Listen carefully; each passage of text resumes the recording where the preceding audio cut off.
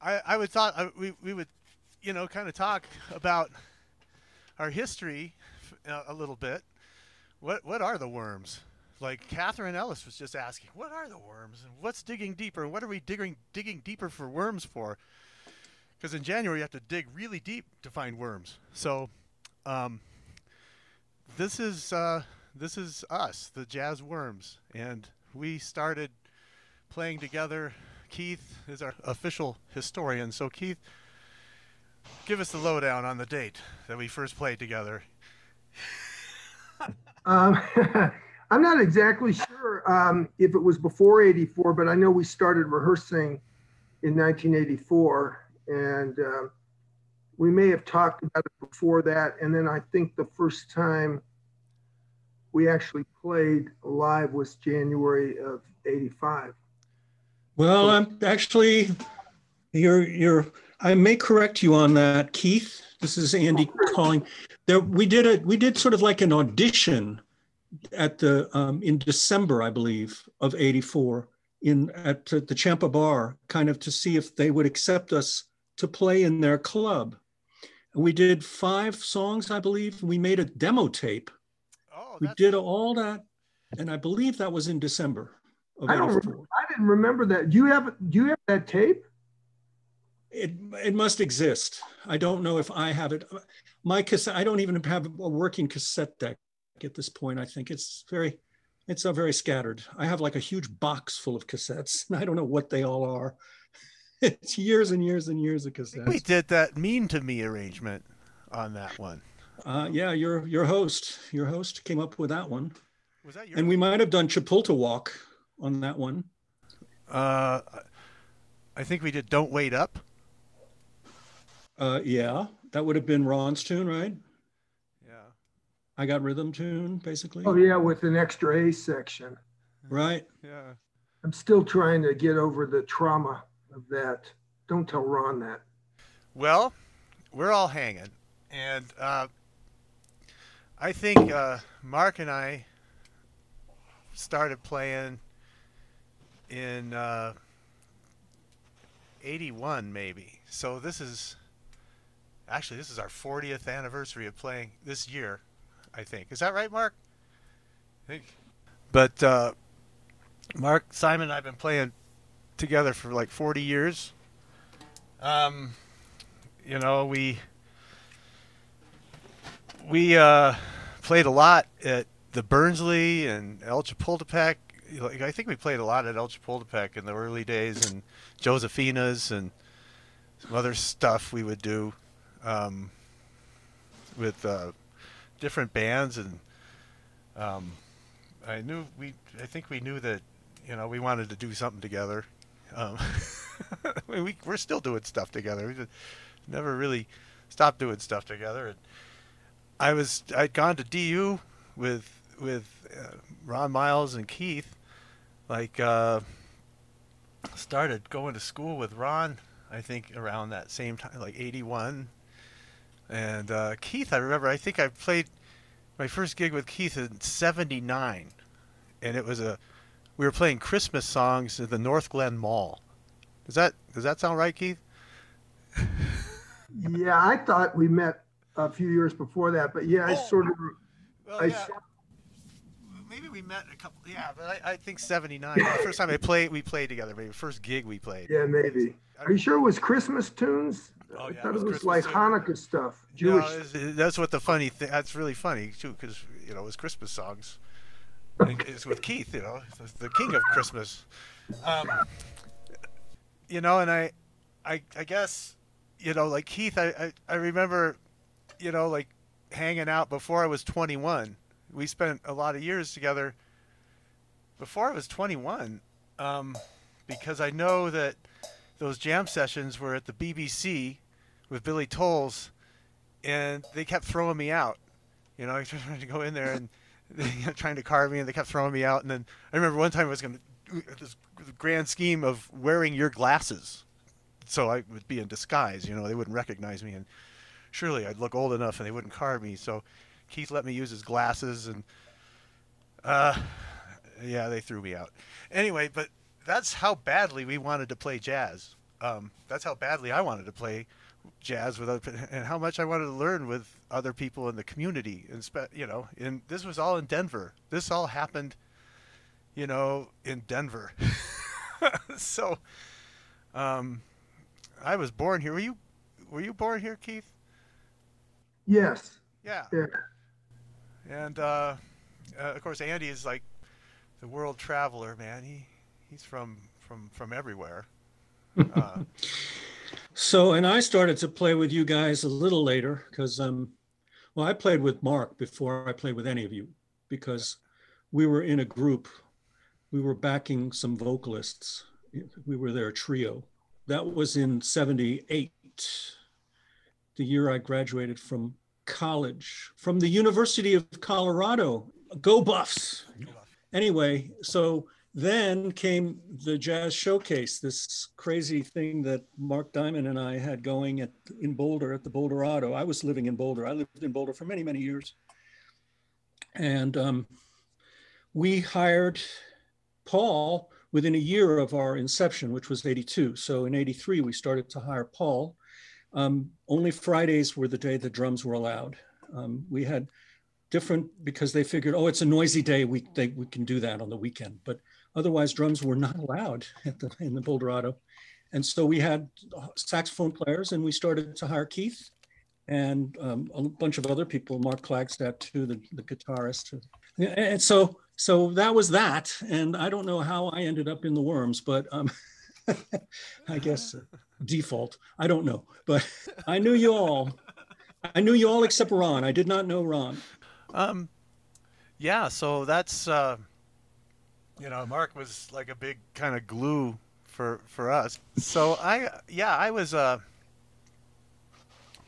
man, Mark and I just we were like glue back then, and it was the idea of playing in a band, like at DU, I got sort of the first taste of writing a lot, writing my own compositions and having them played. And we even had like this little organization at DU, the Drunken Composers Guild. There's some we made up like a bunch of people I was going to school with at DU, and we would all write tunes. And back then they didn't have like assigned combo class at school. You just had to you put a small group together because you wanted to. There was no credit for it or anything.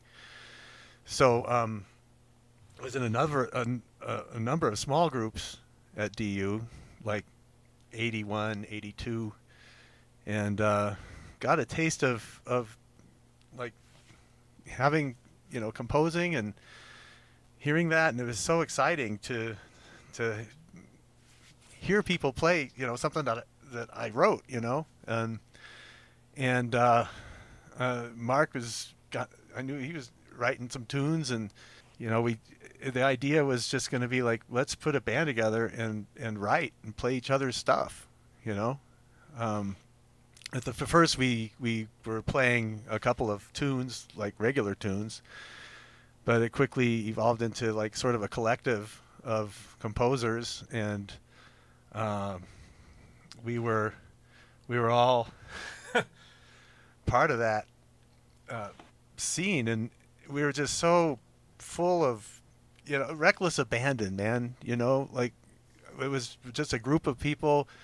There was no judgment, certainly. I know that because they're anyway, but we were all way down to play whatever somebody put in front of us, and we were all way down to play each other's music. So that was, it was really exciting time, to put a band together like that, and then start playing in the Champa bar. You see, that was the thing too that made it, the band could work. Yeah. So the fact that we had steady work really made a difference, I think, because that kept us writing, that kept us playing, and we had a good long stint doing that. So Andy, as I remember, we were rehearsing a lot, a couple times a week, and it seemed like at every rehearsal, everybody was bringing in new music. And that group was kind of a wake-up call for me, because I've never been a composer per se, and it's something that is not my strong suit. But I remember you guys had stuff every week, and new stuff that we were playing constantly. And I think that was one of the big things I got from the group, was how important that was to write. And it was always different, and people were going out on the limb writing all kinds of stuff, and we were all open to everybody else's stuff. And I think that's why the group was what it was. And we had a real nurturing environment in the Champa bar, I feel like, with Nick and Polly, and they're kind of sympathetic to Nick and Polly Fatinas, who were the owners of the Champa bar. It was down on 15th and between 14th Champa. and 15th and on Champa Street, yeah. And it was appropriately enough in a basement. So, you know, the Worms, being worms that we were certainly comfortable underground. And I believe Mark Simon even wrote a tune called he wrote a tune called The Underground. Well, and of course, we couldn't pass up playing Tad Dameron's Good Bait because, well, that's because. Yeah. Did you guys remember that wrote the Wormwinder? Huh? When Polly was dealing with that basement, she got some sort of acoustics person out there. She really wanted that room to sound good. And I just remember that it had such a fantastic sound with or without a sound system. You know, that brick wall was behind the bandstand. I don't know if you remember that. She talked to me about that once, that she had actually hired somebody to come out there. She wanted those acoustics to be really great. And I thought it was a great room. Yeah. And it's very, like, definitely kind of a real, people had to know, we didn't have like a large following, to say the least. But we did have some very, very stalwart fans. Yeah, Rudy Mondragon, you know, we would play Mark Simon's tune. Like, Rudy would come every night, and we've had a tune called Rudy Strut that we played.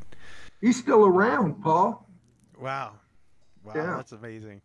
Oh man, have you talked to him recently? I was playing at Nocturne one night, and he came down there. He's in his 80s now, but he still tries to go out and hear jazz, and he seems like the same as he did, 40 years ago. Rudy Mondragon, he was a great jazz fan. And then among them, among some of our most stalwart of fans, was the great late blues singer James Van Buren. Oh yes, let's not forget James. Well, James is the one that sort of put us on the map, so to speak. He went out on a limb, and he had his own record label, and he was cranking out records, and he said, "Hey, you guys want to make a record on my label?" And this was a record. We're not talking CDs here. This was mastered on full, tape that was not 1/4 inch, but 1 inch tape. Just very expensive, and he was willing to put the money out. He had enough confidence in us, faith in us, to invest in us.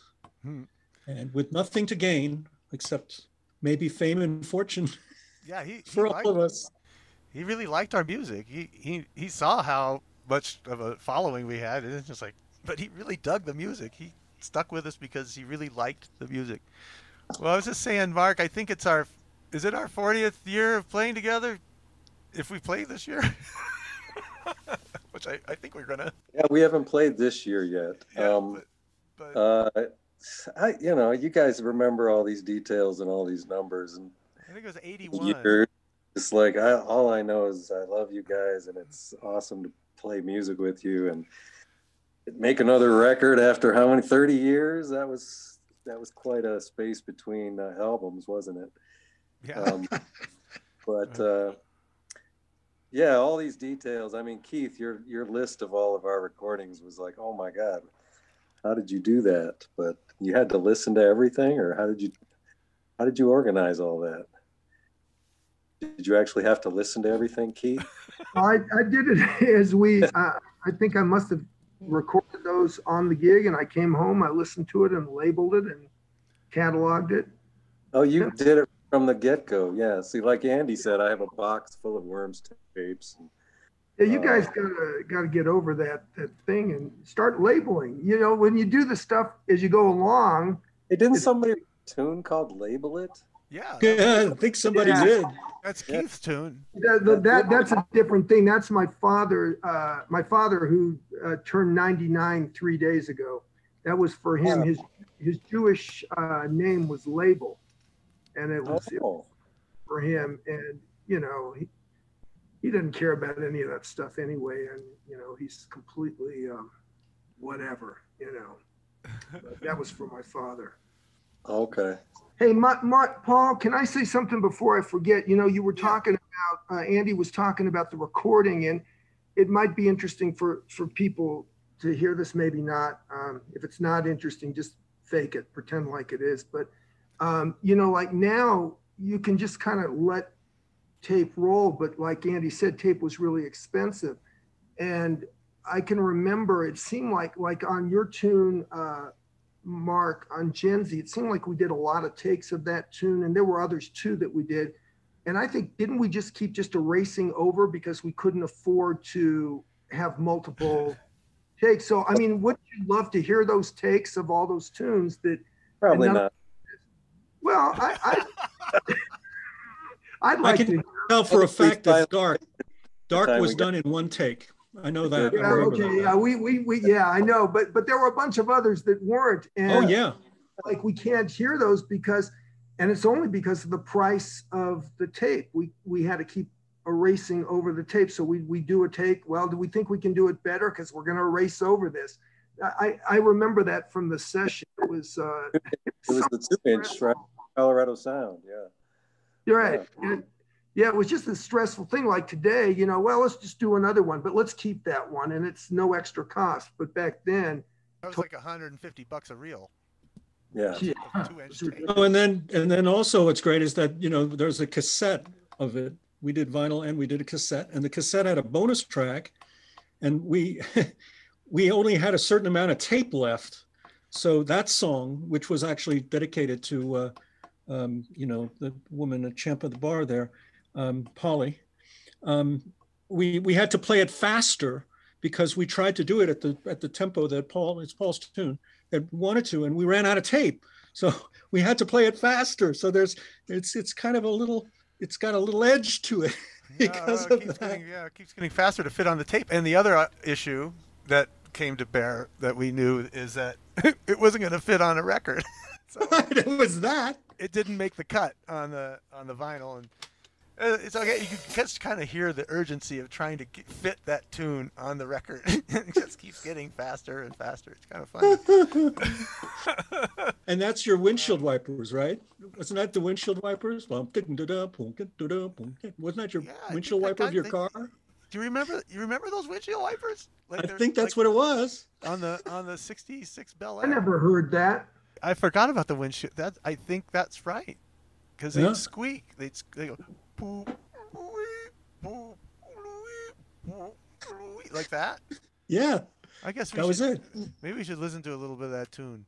This is a tune that I got off the windshield wipers that I named after the owner of the Champa Bar. And this would be the last track on there because we were trying to make it fit on there. Look at it, 7 minutes and 44 seconds. Like if you're trying to fit a last track on an album, I think you can make it less than 7 minutes and 44 seconds. I don't know. Anyway, let's see what we got here. You hear that? Yeah. Those are the windshield wipers.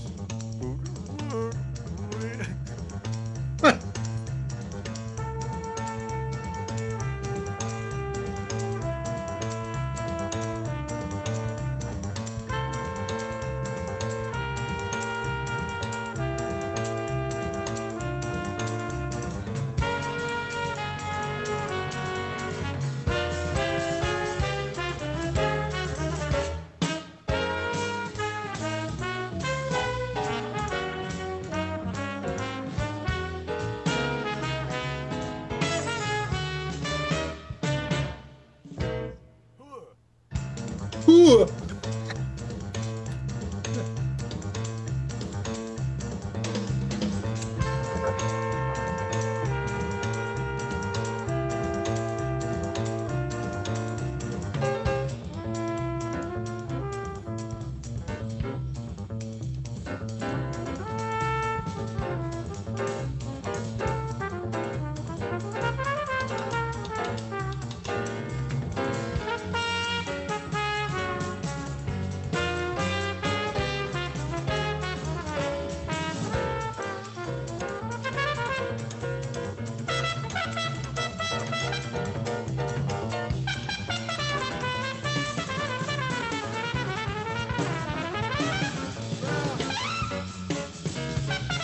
Hey.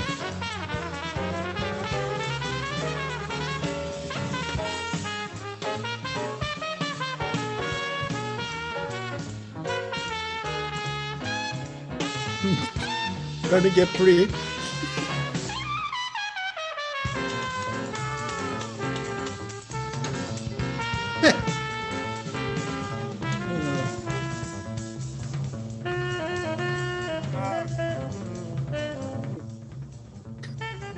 I just say they're starting to rush, moving right along. Oh. We're trying to fit that thing on the record. Oh yeah, this is the ore sesh. Ore set, yeah, it's an ore set. Tenor drum, yeah. As often would happen.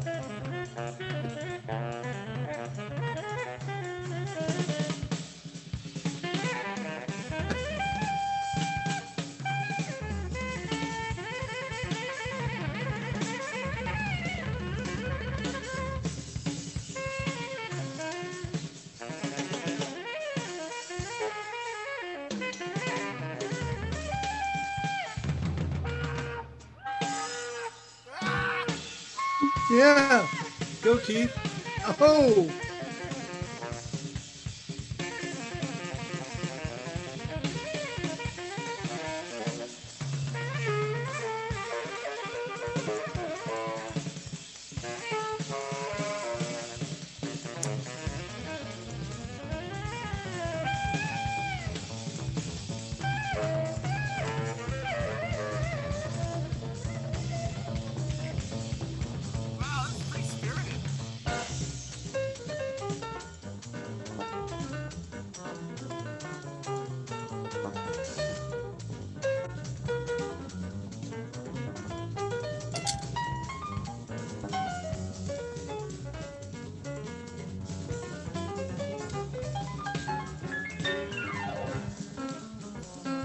Ooh, glissando. Give it the play-by-play.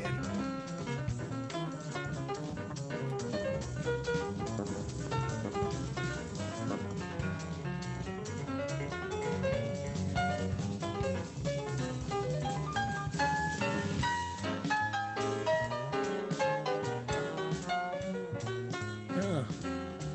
Barroom piano, good. Monk lives. All right, lots there. Yeah. Oh yeah, we could have probably fit this on the album if we just taken out the drum solo.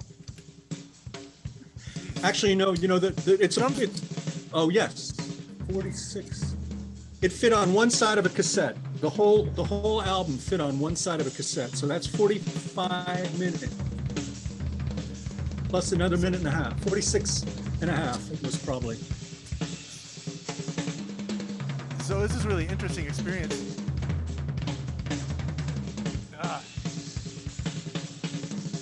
This is what made me. You got to put up with the way your drums sound. Yeah, I was just gonna say that this is what made me want to go into recording engineering, just so I could communicate. Yeah. Because he knew everything. This sounds nothing like. You didn't know anything. He knew everything. So that's what happened there. No, it's just you just learn stuff. Yeah. Let's see, how old? I was 20. I think this was 86. We recorded this, right, Keith? I thought 87, but. Is it 86? Summer of 87. 87. Summer of 87. Okay, 87. So I'm 27. You're what, 32, Andy, on this date? Yes. Keith is 29. Mark is maybe just shy of 29. and Mark is just shy of 30, I think. And Ron, He's the baby. Ron's probably like 25. Yeah, he's the baby. Ah! Mark's 29, I'm 28 on this.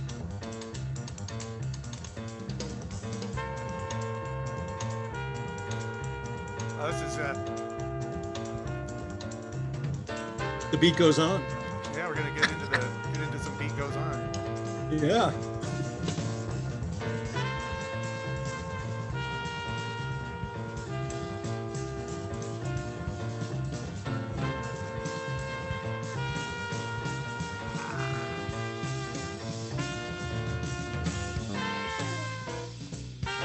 Wah!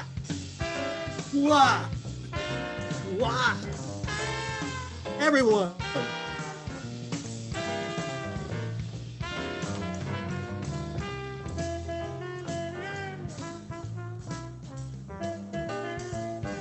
Pretty killer fun song. We can get some fucking-gongs in there, Mark. Is this gonna happen? Listen, Yeah, I think so. I think you're. Here it is.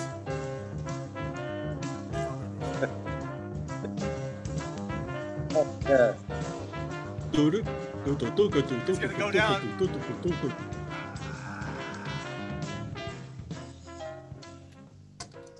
Oh man. Ron Miles. Ron Miles. Yay! What are you thinking in there? That was nice. I haven't listened to that in a long neither. time. And I'm especially with, I mean, it's so fun to listen to that with you guys. Man. Sorry about the play-by-play, everybody, but I was doing it too. there's a lot of interesting stuff about this. Is one of the things that happened was, you know, the first thing that happened when I got to the studio is they said, take off your heads, take off your bass drum head, and take off your bottom heads. And I'm like, what? Well, that's what we do here in the studio, and that's what drums sound like. And it's like, oh, I thought I knew what drums sounded I like. thought I was working on something there. I guess not. I guess you guys, okay. But then, you know, that kind of led me down this whole trajectory of like wanting that never to happen again. You know, so you know, I went to recording and I got a degree in recording engineering, so just so I could talk to engineers about microphones and like, you know, kind of ease them off the cliff of wanting to stick a D112 in the hole of my bass drum, which doesn't exist, which they're going to cut any minute. Anyway, so,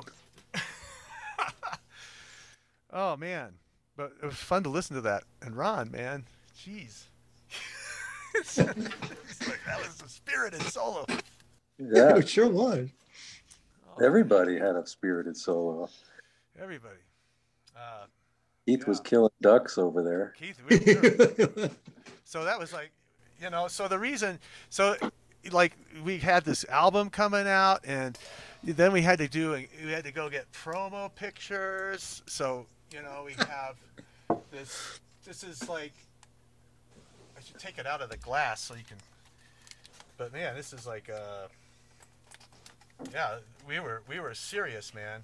I think this was supposed to, one of these was supposed to hang up at the Union, you know, well, you can see the label down there. We're the JazzWORMS. And then it's pretty much, this is the only pose we really can do. And every 30 years we'll kind of strike that pose. Stand in front of a brick wall. Is there a brick wall we can stand in front of? Yeah. We even had like, we even produced cassettes. And there we are again. The only thing we could really do. Here, I got something to show y'all. I don't know if you guys, I don't know if you have this. Let me see here. How do I do this? Tell me when I'm in. Yeah, there it is. Oh my goodness. Oh. Wow. No, I don't have that one. That's hilarious. Wow. We're darn serious, huh? This is all I got for it. You can see I've got the whole thing that Paul just showed. But there I've added that little tiny picture of the five of us. We're all in coats and ties. So this is what happens when you all get together when you're 20s. I mean, I watched Mark Simon play when I was like 18 and trying to get into the BBC, or 19. You know, he was playing with Rare Silk, and those guys were just starting to take off. And man, and it's just like this trajectory. Like all of us have done lots of stuff since then. How And about then for us this? oh yeah, that's the I Dave like. I Glass. was going to show that. Good one. Yeah, Out of the woodwork. that's a Out good. of the woodwork. Yeah, that's a good one. Yeah. I always like that one because it's got, yeah, the bass scroll. Well, then and all the time during this Worms period, all of us were busy, other things too. So we were darn busy, man. You, Mark, well, certainly you, Mark, were playing with Billy Wallace quite a bit, and Michael Berry in the same period, I think, that this was all going on. And So I was playing. was the gig at the Colorado Mining Company with Billy Wallace, and the gig was every Sunday and Monday, and the hours were 5 to 12 Oh my God. on Sunday, and 7 to 2 on Monday.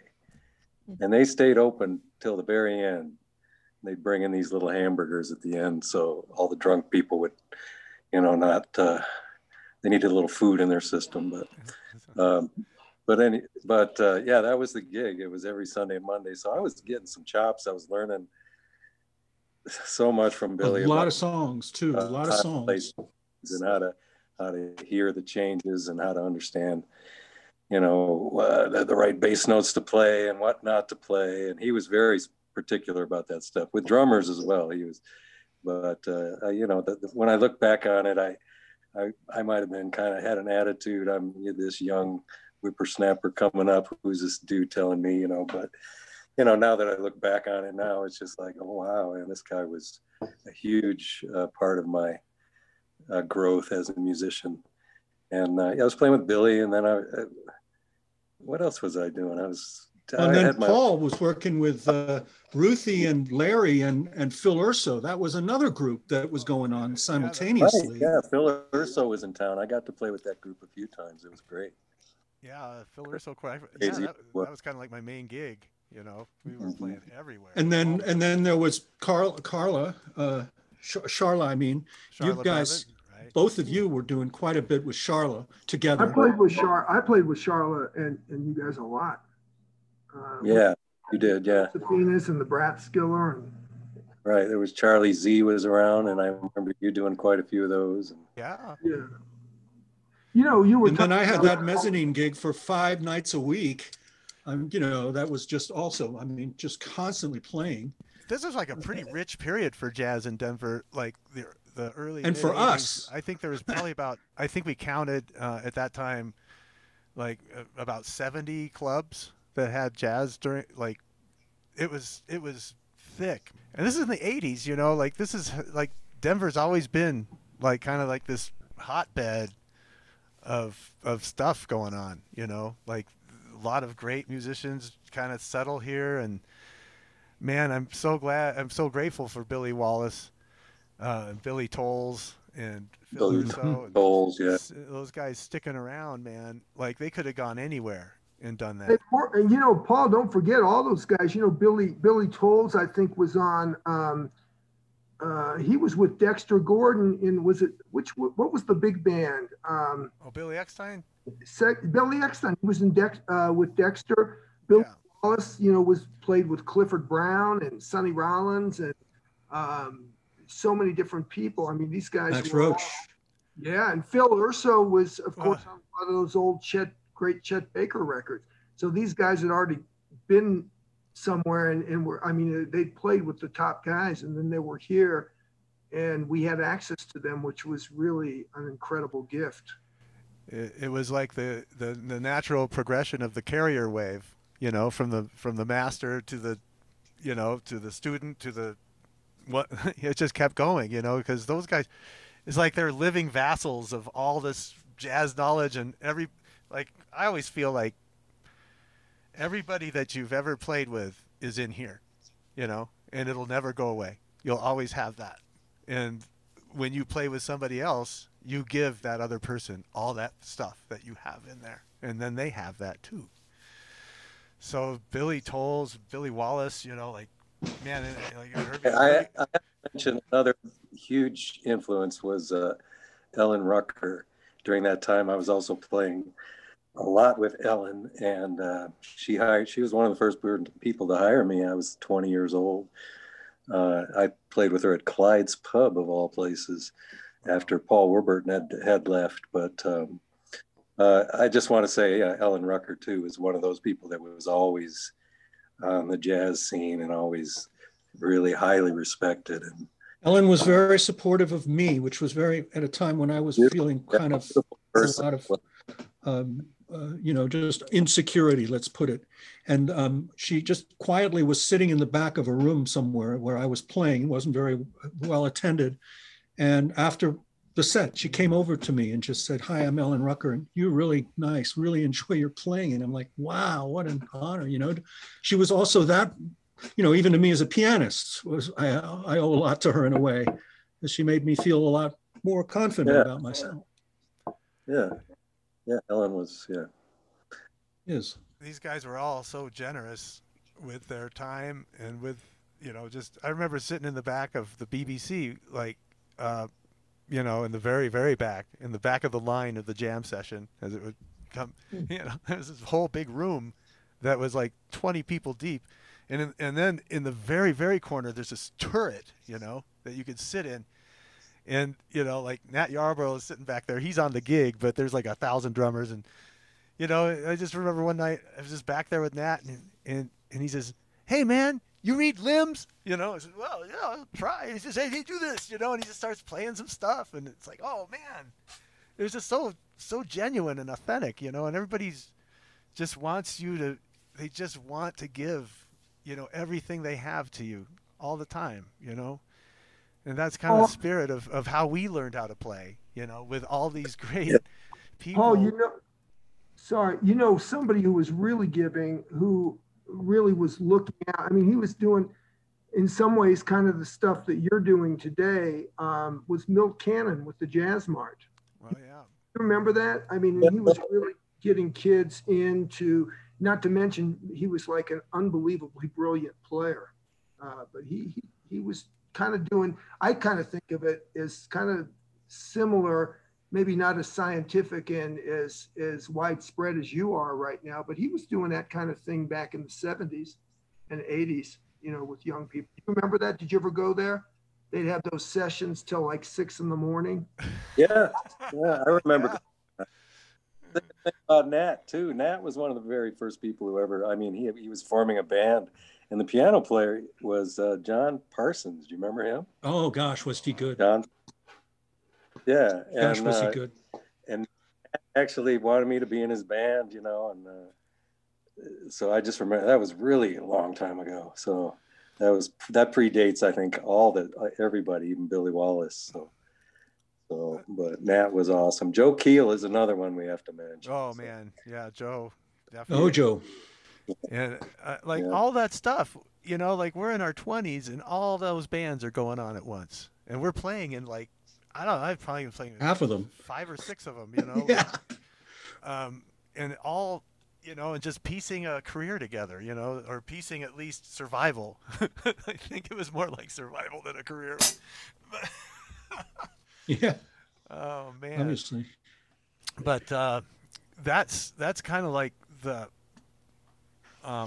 environment in which, you know, the Worms were able to kind of thrive, you know. And I guess just for people who don't know why I actually found this thing on this tape today, a whole explanation of why we call ourselves Worms. But of course, it's narrated by me and accompanied by Andy Weyl, and Mark is doing some stuff under there. But it's the kind of stupid stuff we would do. But it's the first initial of all of our last names. So Weyl, Oxman, Romaine, Miles, Simon. That's why we are Worms, and that's the logical. But I always like to look at it as, you know, you would talk to somebody about who's really into books, and you'd call them a bookworm.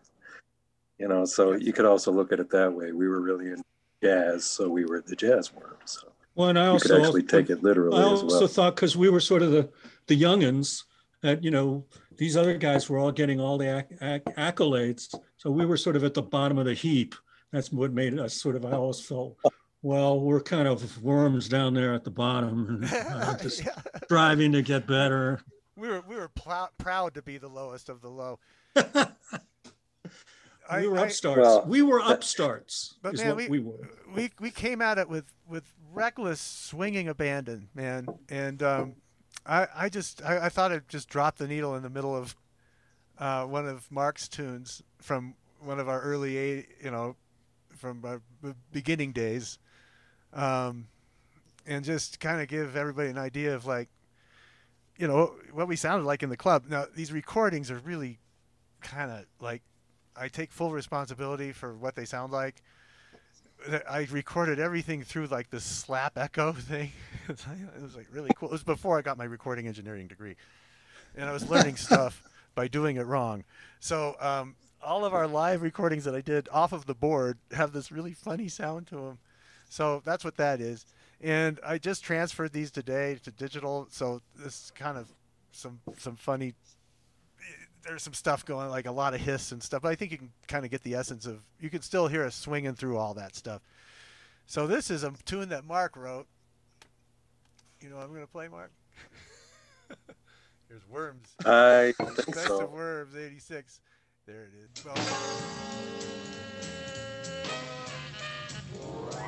Oh, Andy with electric piano, too. This is always... Oh, yeah. Yamaha.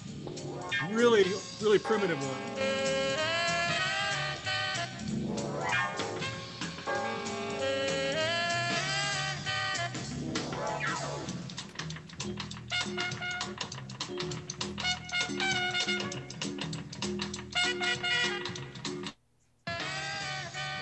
You hear that now? Oh, I did something stupid. Hold on. Can you hear that? Yeah. Well, you can. So outside! Dirk is right!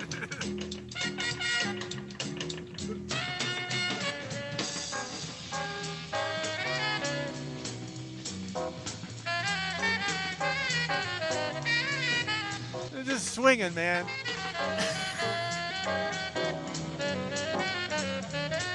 I remember a little fast.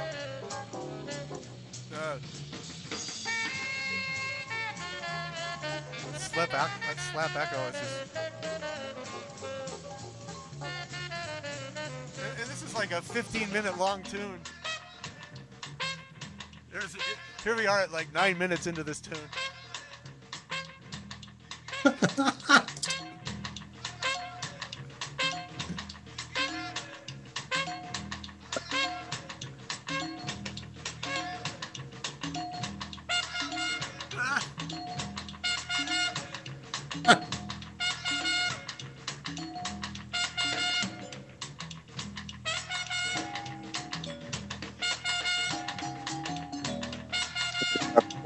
Oh man.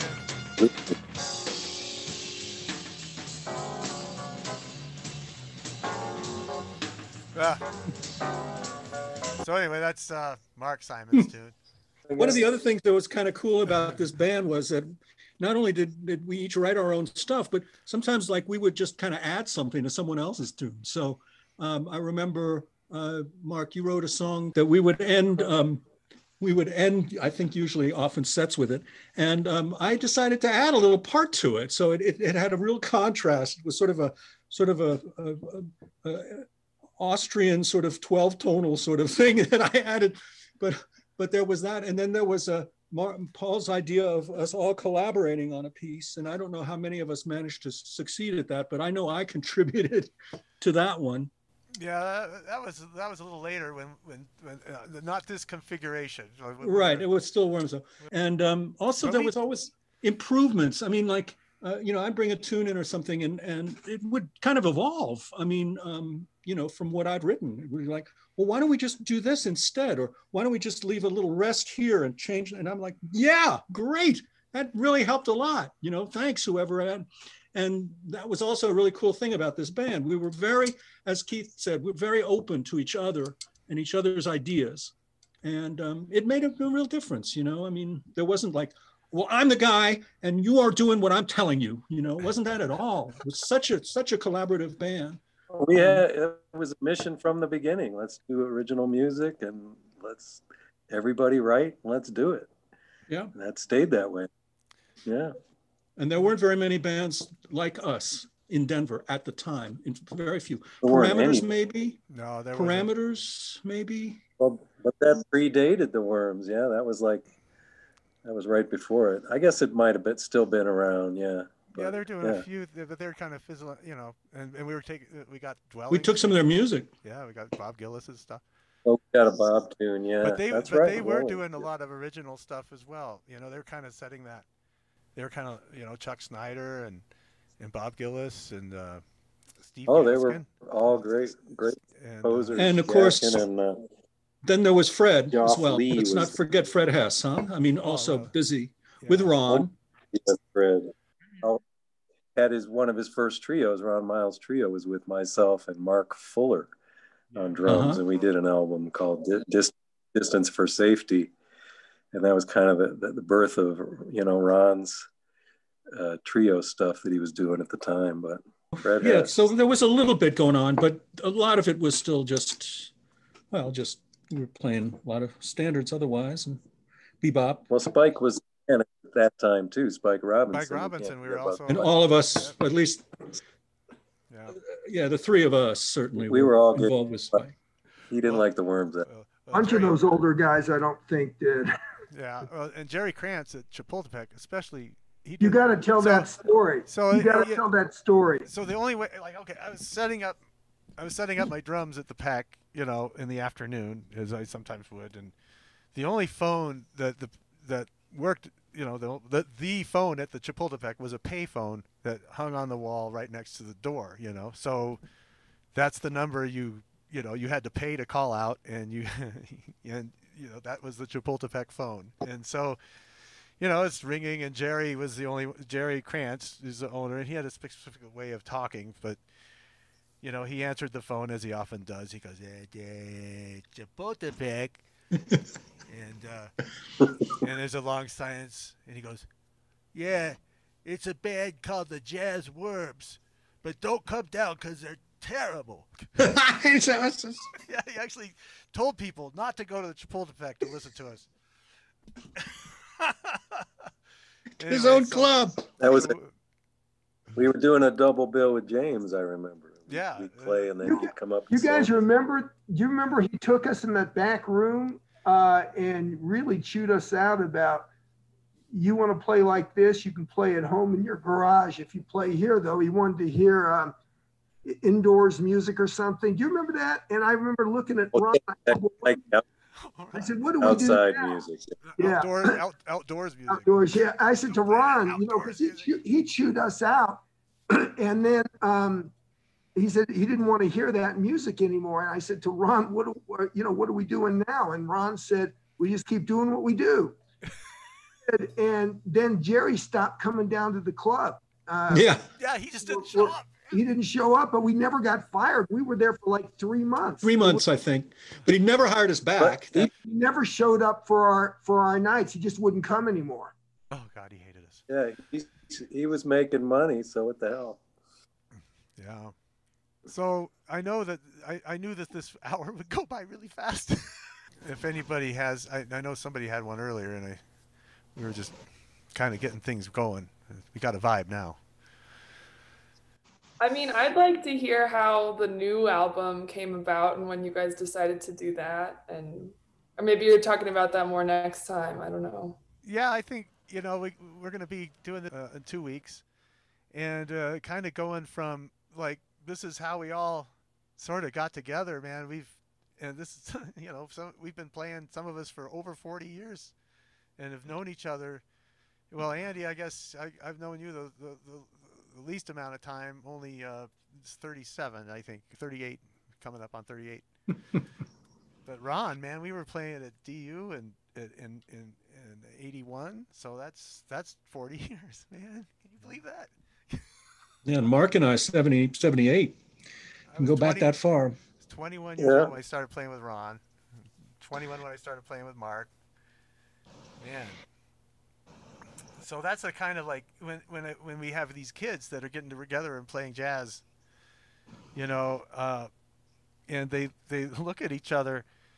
You don't know if you'll be looking at that cat for another 40 years. It could be very, very well, you know, like we could be hanging out for 40 more years. And they are hanging. I noticed there's a lot of these little groups that are hanging. They're hanging, man. Yeah. Definitely hanging for years now. You look at Patrick and Alejandro, for example, you know, those guys. Like the Andy Booth Trio, yeah, those guys. Yeah. I mean, they're it's hanging. been years now. So, Well, it keeps going. And then Paul, you and me and Mark Diamond, that's been a long haul as well. 37 years. Yeah, man.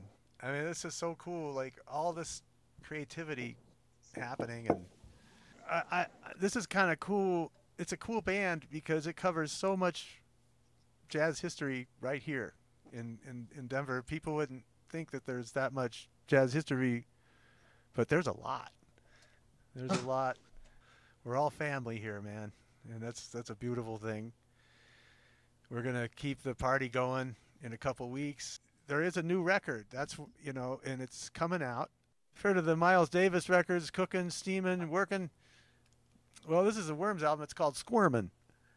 And we have a brick wall, and that's what we do. Weird life. Brick wall. You just hold it. Yeah. Anyway, it's another brick wall, and it's us doing what we do. And that album now is on for sale. Like he's doing pre-sales before the release off the Capri website. So it will be. You can go ahead and get that now. It's going to be released around March 19th, I think. So we're doing getting a little worm buzz going.